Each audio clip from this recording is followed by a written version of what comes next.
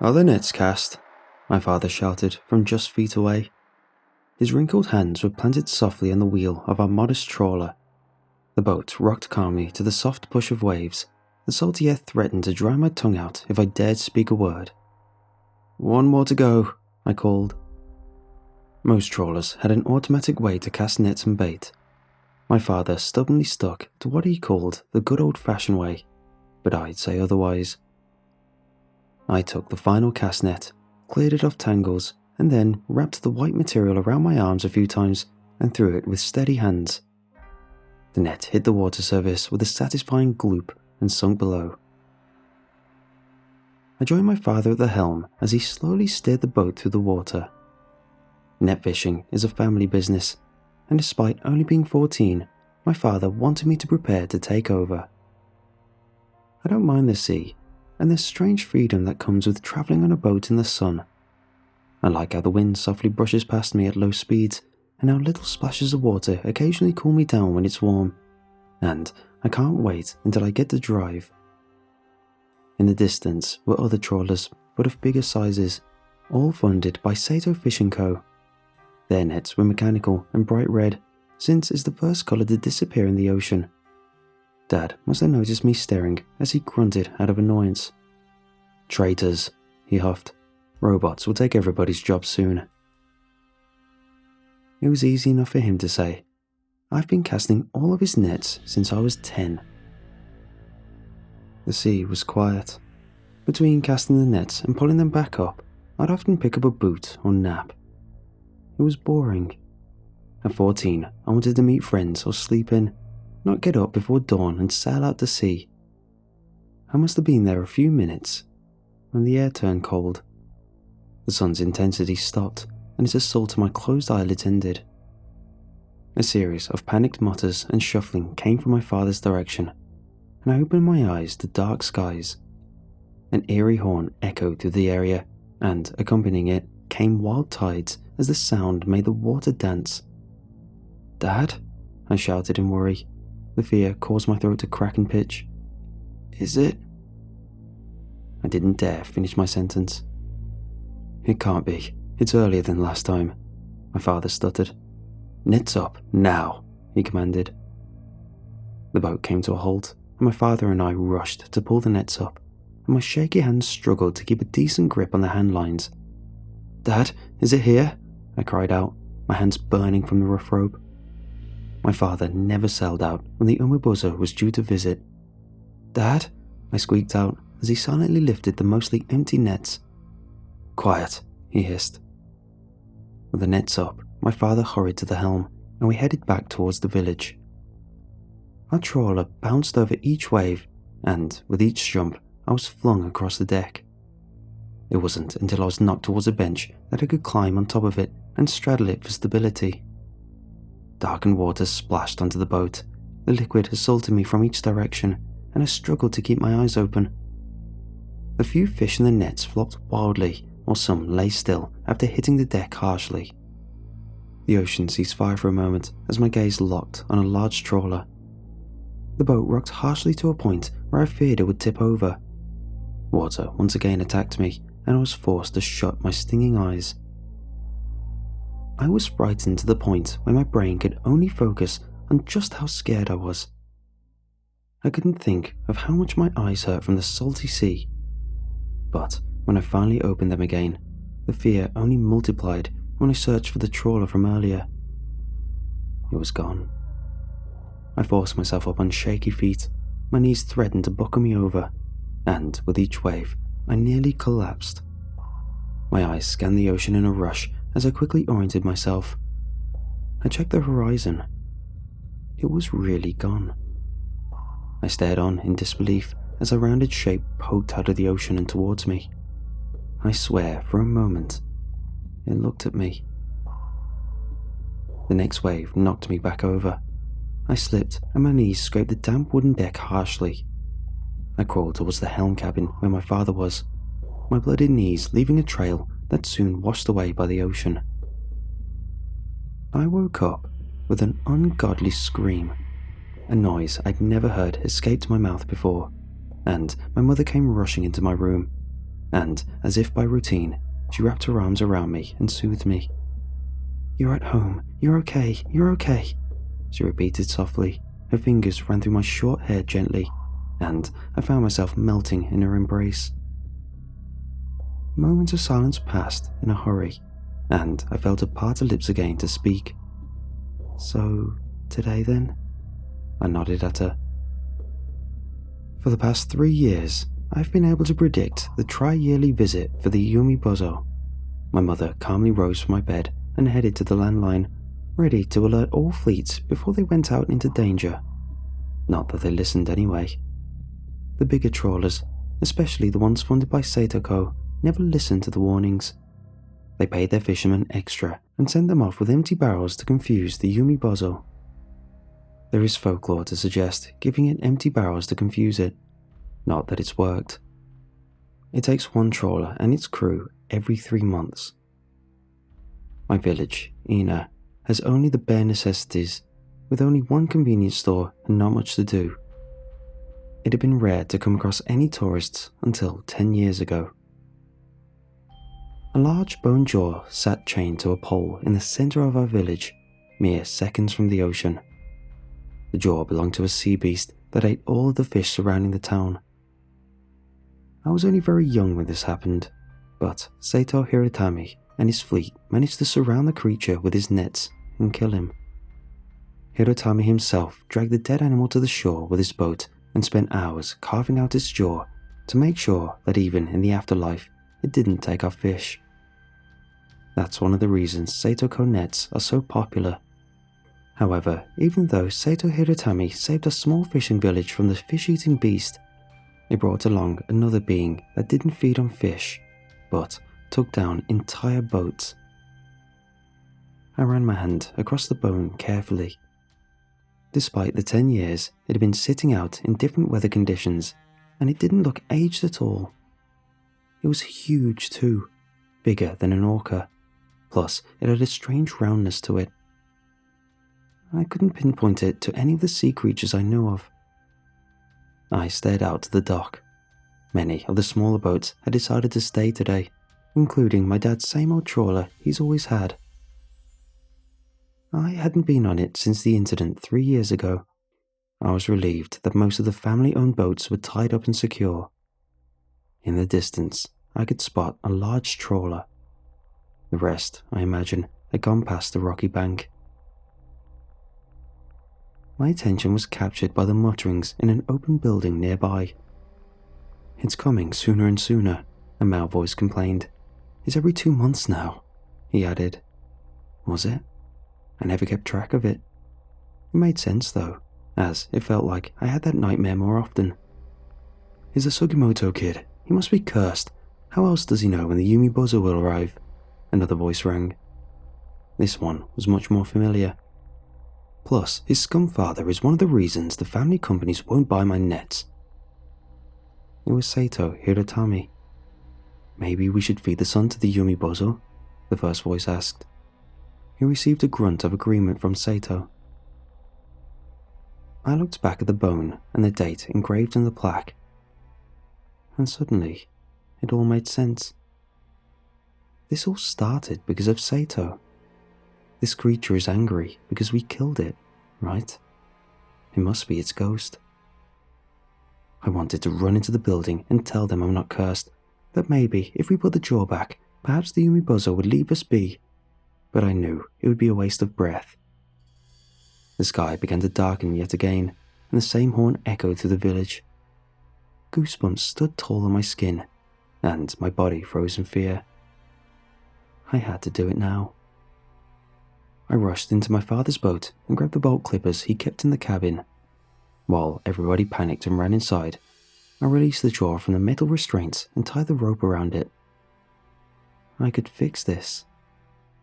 I took the rope back to the boat and secured it tightly. My dad kept spare keys and a fake fish in the bait box so that I could start the ship with ease. I'd never driven it before, but the adrenaline pushed me forward, and I could get it running. The engine bubbled and soon began propelling. The boat rushed ahead. Once the rope was stretched out, I had trouble moving forward, as if the jaw was too heavy. I pressed for more power, and eventually the bone began scraping against the ground. It left a gash in the earth behind it. The boat's engine growled as it struggled to pull, but ultimately the jaw hit the ocean. Now it was in the water, and it was much easier to pull forward. The choppy waves sent the boat further. I watched as the jaw dropped down into the darkness of the ocean. It's deep around here. In fear of it taking the ship with it, I cut the rope loose. And then I saw it. In the distance, a giant creature travelling through the water towards me. The shape was uniquely rounded, like something I had only seen once before. I rushed back to the helm and started the boat back up, and the panic soon set in. The waves around me roughened and aggressively shoved the trawler side to side. It made it difficult to drive, and I had a hard time trying to turn it around. Just as I'd faced the village, something shot up out of the water. A massive creature, 80 feet in size, and a perfectly circular mouth, wide enough to fit 10 of my little trawlers inside. This thing wasn't a ghost. The movement of the beast sent my boat backwards and further into the ocean. I stared into the void of its humongous mouth, past the rows of sharpened teeth, and saw only blackness. I saw death. The rotting stench of decomposition invaded my nostrils and caused my eyes to water. The creature breathed in deeply with an open mouth and then shut its jaws in a snap. The sheer force of the moving water underneath me caused me to topple over and hit my head off the wooden floor. A sharp pain travelled down my spine, and I grew dizzy, too dizzy to stand up. I passed out. When I woke up, I was back home. One of the families nearby had been able to witness the entire thing from the dock, and when the creature disappeared back into the water after its encounter with me, they came out and got me. The beast took 3 of the Sato trawlers that day, but not me. After that, it began to attack every 2 weeks. Many people refused to go out and fish, which meant many family companies began to suffer greatly. My father lectured me multiple times and even banned me from his boat. His dreams of fishing with his son had sunk, just like the jaw. One day, I double-checked the bait box and found he had moved the spare key. His ship was deemed a good luck charm, and companies began to ask my dad to lead them out to sea. There were theories that our boat warded off the Yumi Bozo. One day, Sato even offered my dad a large sum of money to go out on his boat with a few of his fleet. He agreed. I feared Sato had tried to kill my father, but when he was the only boat to come out of that alive, and after this encounter, I was surprised. After that, my dad withdrew from fishing and hid in his workhouse for days. What was so different about our boat? I started to look into the differences, and it became a new obsession. It wasn't the shape or size or the colour of the boats. They were very similar, except the ones that were attacked were much bigger. "Homura," my friend Yua called out to me. I'd been zoning out in class again. "Should we get some milk from the canteen?" I shook my head, and Yua sighed. "What's wrong with you?" she asked. "It's just these boats, and the disappearances," I began. "There's no difference. None of the family boats are getting attacked. It's just the big ones. It's not like they look like food. They have red nets," I huffed. "I mean, there's redfish in the ocean," Yua mumbled. "Kimnadai, sea breams. I'm sure there's more too. When you get to a certain depth, red disappears though. Whatever it is, it wouldn't have been able to see from below the surface." "That seems dumb," she offered. Yua's lack of concern soothed me, and a smile temporarily set my mind at ease. I passed the dock on the way from school. The ground was still raised and torn up from when I pulled the jaw across it. I looked towards the ocean, where the jaw was most likely sitting at the bottom. If it wasn't a ghost, then who did the jaw belong to?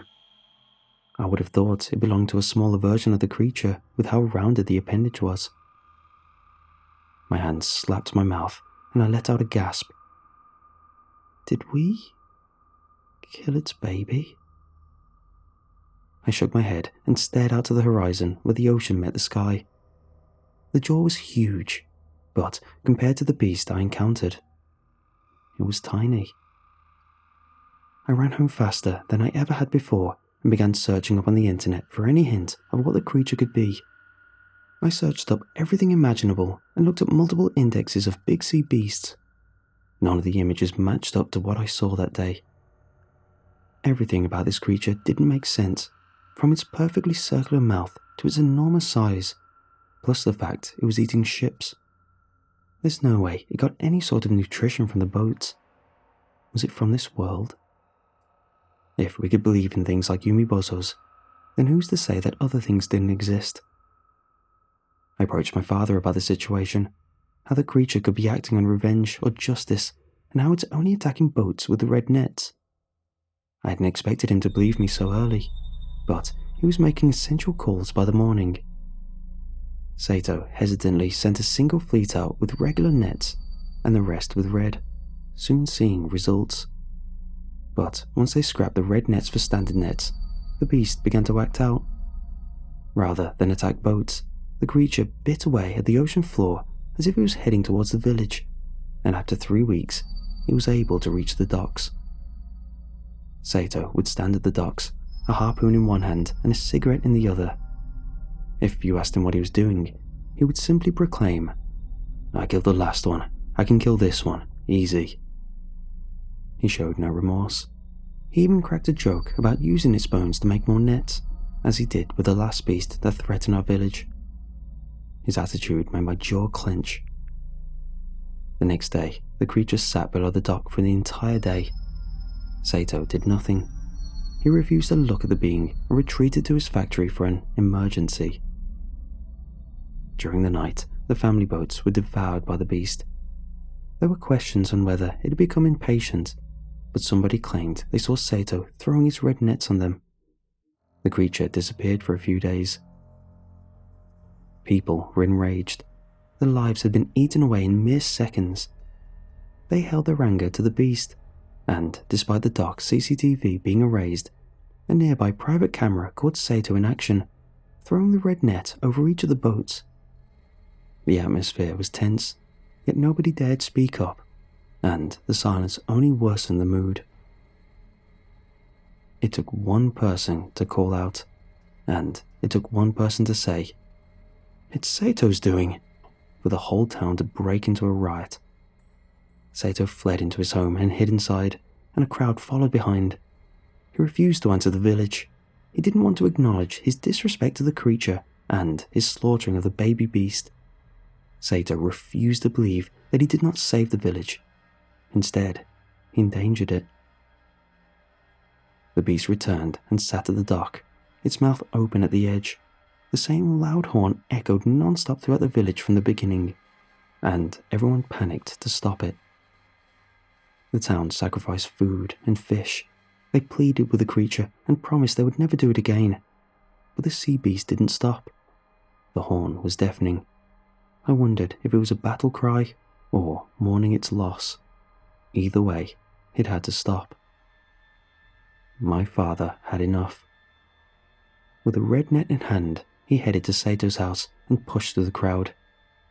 "Sato," he boomed, but Sato continued to hide. "Come out and be a man about it."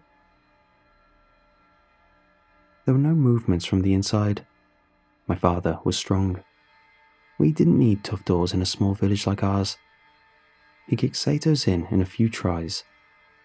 A few of the men charged in with him, and they exited out with Sato and his young daughter, Yua. The two were tangled in a massive red rope. My father and the group of men began to push them. The two stumbled over the abundance of material and their own feet. Yua hit the floor at some point, but they kept pushing and pushing. Sato managed to pull Yua up, and before they knew it, they were on the wooden platform on the dock. "Please, not Yua. Don't do this to my Yua," Sato sobbed. I believed him. At that moment, he was a father pleading for his daughter. "She didn't do anything. She didn't know. I'm the only one that knew." The reveal that Sato knew caused an uproar. People pushed past each other, wanting to be the one to harm Sato, but my father and his friends kept them back. I turned my attention from Sato to Yua, and she was staring at me, eyes puffed as she was sobbing her eyes out, and her body spotted with mud and stone. I didn't say anything. I couldn't. I just stared back until they were led further into the dock. Everybody followed behind, shouting and jeering at the two. The horn sound grew louder and louder as the two approached, and we took it as a sign that this was the right thing. Now on the edge, Sato's pleading became more erratic. "Not Yua, not Yua," he sobbed. They both refused to face the creature. "Turn around," my father demanded. Sato didn't oblige, but Yua turned and stared into the mouth of the creature. My dad physically turned Sato around, and all the colour drained from his face. Yua let out a shriek. The shock caused her to drop to her knees, and her tears dropped into the abyss below. From here, I could see the familiar black descent into nothingness, and the smell of rot was far much more potent than when I encountered it. I scanned the faces of the villagers around me. Nobody had dared come to the dock while he was here, and it was their first time encountering it. Sato was silent. I stole a glance and saw him pull Yura up and hold onto one of her hands to pray. It felt like the air was getting heavier. My eardrums ached from the drone of the creature, and it felt like they were ready to burst. Then, without saying anything, my father pushed them in. I watched as they fell into the nothingness of the creature's mouth, and the dark abyss consumed the two. After 10 years, the beast had gotten its justice. I wiped my cheek, thinking that the sea had splashed me yet again, but I was met with an abundance of tears. The creature quietened down, and its mouth snapped shut.